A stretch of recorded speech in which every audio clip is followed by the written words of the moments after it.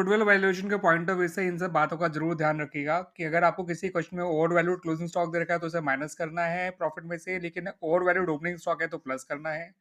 Under valued में उल्टा होता है, under valued closing stock plus किया जाता है, under valued opening stock minus किया जाता है। ये पॉइंट बहुत इंपॉर्टेंट है। जो किसी एक साल का क्लोजिंग स्टॉक होता है वो उससे अगले साल का ओपनिंग स्टॉक बन जाता है, इस बात को ध्यान रखिएगा बच्चों। और एसेट जिसे पहले गलती से एक्सपेंस मान लिया था तो उसको तो प्लस करिएगा, मगर उस पर लगने वाले डेप्रिसिएशन को माइनस करिएगा प्रॉफिट में से। और डेप्रिसिएशन केवल उसी साल नहीं, उससे अगले साल भी माइनस होगा और उससे भी अगले साल माइनस होगा।